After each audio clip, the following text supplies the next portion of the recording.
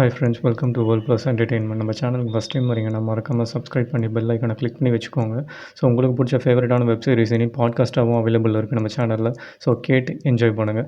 So அதேமாதிரி நிறைய பேர் சப்ஸ்கிரைப் பண்ணாமல் பார்த்துட்ருக்கீங்க. ஸோ ப்ளீஸ் சப்ஸ்கிரைப் பண்ணி சப்போர்ட் பண்ணுங்கள். ஸோ வாங்க என்னோடய வீடியோக்குள்ளே போகலாம். ஓப்பனிங்லேயே வந்து ஹேஜி பயங்கர ஷாக்காக, என்னடி இவ்வளோ ஸ்பீடாக போகிறீங்க, ட்ரிப்பெல்லாம் பிளான் பண்ணிட்டீங்களா அதுக்குள்ளே அப்படின்லாம் சொல்லிட்டு பயங்கரமாக ஷாக்காகி கேட்டிருக்கா.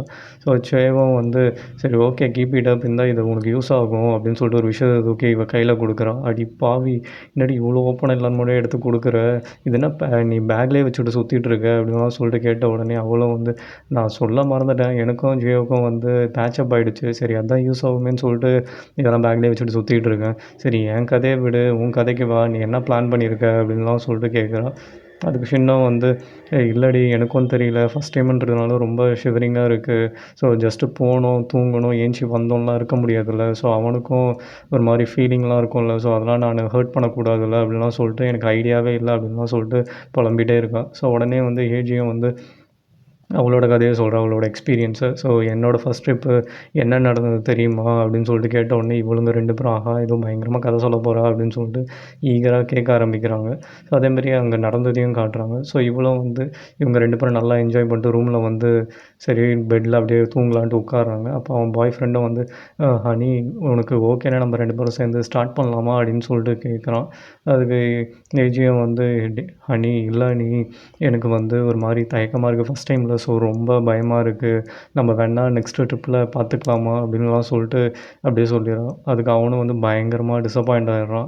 அடி பாவி, நான் என்னென்னலாம் பிளான் பண்ணி வச்சுருந்தேன், சரி ஓகே உனக்கு என்ன என்னை பிடிக்கலையா, என் மேலே இருக்க நம்பிக்கை போயிடுச்சா என்ன அப்படின்லாம் சொல்லிட்டு பயங்கரமாக கேள்வி மேலே கேள்வியாக கேட்டுக்கிட்டே இருக்கான். சரி ஓகே உனக்கு என்னை பிடிக்காது, நீ என்னை லவ் பண்ணலான்னே நான் எடுத்துக்கிறேன் அப்படின்னு சொல்லிட்டு குழந்த மாதிரி கோச்சிட்டு அப்படியே திரும்பிக்கிறான்.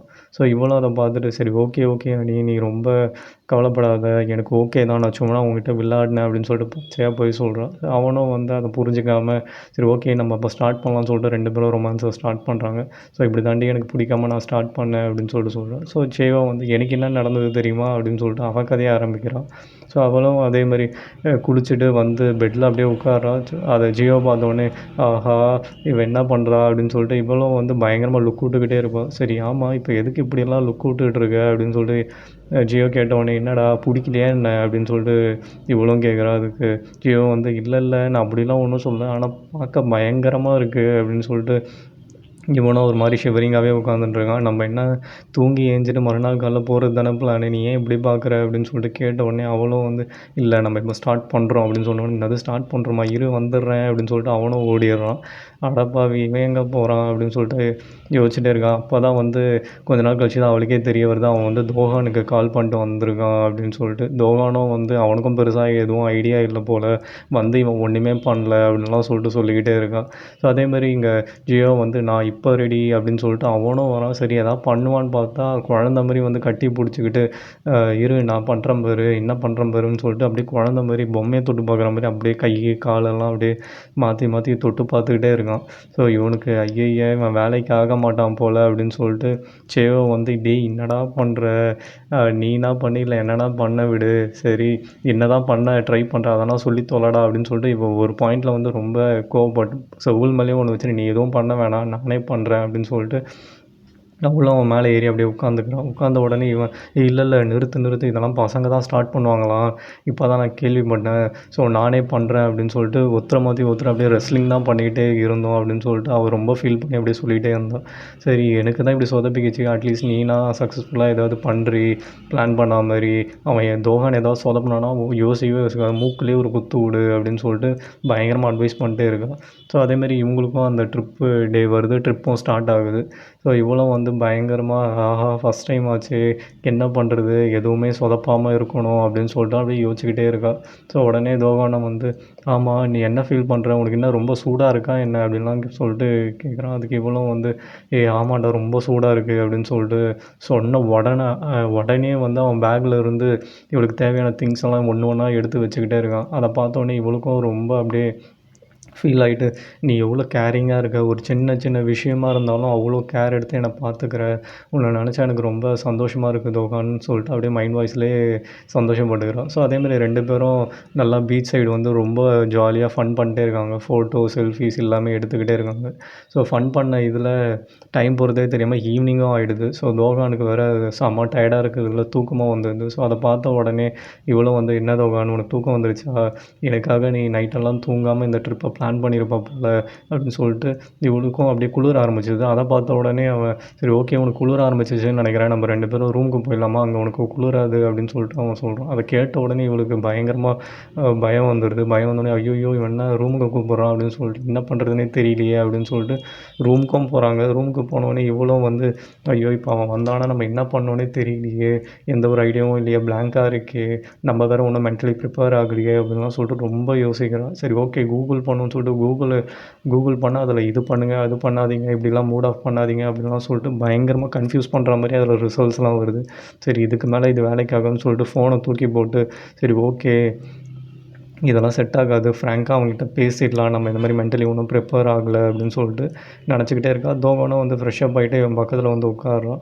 உட்கார்ந்த உடனே சரி ஓகே அவன் ஏதாவது ஸ்டார்ட் பண்ணுறதுக்கு முன்னாடி நம்ம ஃப்ராங்க்கா சொல்லிடலாம் அப்படின்னு சொல்லிட்டு, தோகான் உன்கிட்ட ஒண்ணு முக்கியமா பேசணும். ஸோ இதுதான் நம்ம ஃபர்ஸ்ட் டைம். ஸோ மென்டலி எனக்கு இன்னும் எதுவும் மென்டலி நான் ஃபிக்ஸ் ஆகல. நான் மென்டலி இன்னும் ப்ரிப்பேர் ஆகல. ஸோ நீ எதுவும் என்ன தப்பா நெனச்சுக்காத. நான் மென்டலி ஃபிக்ஸ் ஆகுற வரைக்கும் கொஞ்சம் எனக்காக வெயிட் பண்ணுறியா? அப்படின்லாம் சொல்லிட்டு கேட்குறான். இவனும் வந்து ஒண்ணுமே புரியாம, "இப்ப எதுக்கு நீ இப்படியெல்லாம் யோசிச்சுட்டு இருக்க? ஸோ மத்தவங்க மாரி நான் ஒண்ணும் இந்த ட்ரிப்ப வந்து வேற எந்த ஒரு விஷயத்துக்காகவும் பிளான் பண்ணல. ஸோ நான் வந்து ஜஸ்ட் உன் கூட வந்து ட்ராவல் பண்ணணும். நெறைய விஷயத்த எக்ஸ்ப்ளோர் பண்ணணும்னு சொல்லிட்டு தான் வந்தனே தவிர, நானும் மென்டலி உண்மைய சொல்லணும்னா, நானும் இன்னும் ப்ரிப்பேர் ஆகல. ஸோ நீ எதுவும் கவலைப்படாத. உனக்கு எப்போ தோணுதோ அப்போ சொல்லு. நம்ம பார்த்துக்கலாம்" அப்படின்னு சொல்லிட்டு, இப்போ 2 பேரும் சேர்ந்து படம் பார்க்கலாம் அப்படின்னு சொல்லிட்டு, அப்படியே படத்தையும் போட்டு 2 பேரும் உட்காந்து அப்படியே பார்த்துக்கிட்டே இருக்காங்க. ஸோ இவ ஷின்னும் வந்து, "இவன் இவ்வளோ ஜென்யூனா இருக்கானே, ஹானஸ்ட்டா பேசுறானே, நம்மளோட ஃபீலிங்ஸ வந்து புரிஞ்சுக்கிறான்" அப்படின்னு சொல்லிட்டு இவளுக்கும் வந்து அவன் மேல ஒரு சாஃப்ட் கார்னர் நல்ல அபிப்பிராயம்லாம் வந்தோனே, சரி ஓகே இவன நான் ரொம்ப நம்புறேன் அப்படின்னு சொல்லிட்டு, "தோஹான் உன்கிட்ட ஒண்ணு சொல்லணும்" அப்படின்னு சொல்லிட்டு, "நான் இப்போ நல்லா யோசிச்சு பார்த்தேன். நம்ம இப்பயே ஸ்டார்ட் பண்ணிடலாமா?" அப்படின்னு சொல்லிட்டு கேட்குறேன். "என்ன சொல்ற நீ? நீ நல்லா யோசிச்சு தான் சொல்றியா?" அப்படின்னு சொல்லிட்டு கேட்டேன். "ஆமா நான் நல்லா யோசிச்சுட்டேன். நான் இது பண்ணணும்னு நெனச்சேன்னா, அது உன் கூட மட்டும் தான் பண்ணணும்னு நெனைக்கிறேன். நான் உன்ன நம்புறேன். ஸோ நம்ப பண்ணலாம்" அப்படின்னு சொல்லிட்டு இவளும் சொல்லிர்றா. அவனும் வந்து ஓகே அப்படின்னு சொல்லிட்டு 2 பேரும் அப்படியே கிஸ் பண்ண ஸ்டார்ட் பண்ணிர்றாங்க. அதுக்கு முன்னாடி என்ன நடந்ததுன்னு சொல்லிட்டு அப்ப தான் காட்டுறாங்க. இவனோட ஃப்ரெண்டும் வந்து, "டேய் தோஹான் நீ இந்த மாரி ஷின்னோட ட்ரிப் போறன்ட்டு எனக்கு தெரியும். ஒழுங்கா சொதப்பாம அவ ஏதாவது இல்ல, முடியாது, நோ அப்படின்லாம் சொல்லிட்டு சொன்னான்னா, நீ யோசிக்காம நீ என்ன நோ சொல்ற? ஸோ எனக்கும் நீ வேணாம் அப்படின்னு சொல்லிட்டு பிரேக்கப் பண்ணிக்கிறேன் அப்படின்னு சொல்லிட்டு ஓப்பனா சொல்லு. அப்பதான் பயந்து நீ ஐய்யய்யோ! என்னை விட்டு போயிடாத அப்படின்னு சொல்லிட்டு பயந்து அவளும் வந்து எல்லாத்துக்கும் ஓகே சொல்லுவா அப்படின்னு சொல்லிட்டு சொல்றான். உடனே இவனும் வந்து, "டேய் அப்படிலாம் என்னால தப்பாலாம் அப்ரோச் பண்ண முடியாது. அதுக்கு ரேப்புக்கு சமம். ஸோ என்ன மியூச்சுவலா 2 பேரும் புரிஞ்சுக்கிட்டு ஓகேன்னா மட்டும் தான் என்னால பண்ண முடியும்" அப்படின்லாம் சொல்லிட்டு சொல்றான். "அட போடா உனக்கு ஒண்ணும் புரியாது" அப்படின்னு சொல்லிட்டு சொன்னோனே, "உனக்கு தான் ஒண்ணும் புரியாது. நீ இப்படியே உட்காந்துருன்னு" சொல்லிட்டு அவன் கிளம்பிர்றான். ஸோ இங்க ஏஜிய காட்டுறாங்க. ஏஜி வந்து அவளோட லைஃப்ல நடந்த த்ரில்லரான ஒரு கதைய வேற சொல்ல ஆரம்பிக்கிறா. இந்த மாரி நான் தனியா வந்துட்டு இருந்தேன். அப்ப என்னை யாரோ ஃபாலோ பண்ற மாரி இருந்தது. திடீர்னு பார்த்தா அவன் எதிர வந்து நின்னுட்டான் அப்படின்னு சொன்ன உடனே ஜியோ வந்து செம்மையா அப்படியே பயந்து கத்த ஆரம்பிச்சிடுறான். "அட பாவி ஏன்டா கத்துன?" அப்படின்னு சொல்லிட்டு கேட்கும்போது, "இல்ல ஏதோ கிராஸ் ஆன மாரி இருந்தது. அதான் பயந்துட்டேன்" அப்படின்னு சொன்ன உடனே அங்க சேயோ வந்துடுறான். சேயோ வந்துட்டு, "ஏன் எல்லாரும் இப்படி கத்திக்கிட்டு இருக்கீங்க?" அப்படின்னு கேட்டவுடனே, "இல்ல இல்ல இவ வந்து அவளோட த்ரில்லர் ஸ்டோரி சொல்லிட்டு இருக்கா. சரி ஓகே அத விடு நம்ம எல்லாரும் சிக்கன் சாப்பிடலாமா?" அப்படின்னு சொல்லிட்டு நம்ம ஷின்னோ வந்து கேட்க ஆரம்பிச்சுட்டு, சரி எல்லாரும் சிக்கன், பீஸான்னு மாத்தி மாத்தி கத்த ஆரம்பிச்சுறாங்க. சரி ஓகே ஓகே இருங்க. அதுக்கு முன்னாடி நான் ஒண்ணு சொல்லணும். நான் ரூ. 10,000 பெட்டு கூட கட்டுறேன். இன்னைக்கு ஜியோ வந்து பாரு இந்த கதையெல்லாம் கேட்டு கதறி கதறி அழப் போறான் பயத்துல அப்படின்னு சொல்லிட்டு சொன்ன உடனே, சரி ஓகே அதெல்லாம் ஓகே. ஏஜி நீ கன்டின்யூ பண்ணு. அதுக்கப்புறம் என்ன ஆச்சு அப்படின்னு சொல்லிட்டு கேட்ட உடனே, ஓகே நானும் அதுக்கப்புறம் அவர் ஒரு அந்த ஃப்ளாட்ல இருக்க ஜஸ்ட் செக்யூரிட்டி தான். நான் தான் தேவையில்லாம பயந்துட்டேன் அப்படின்னு சொல்லிட்டு சொல்றான். சரி ஓகே.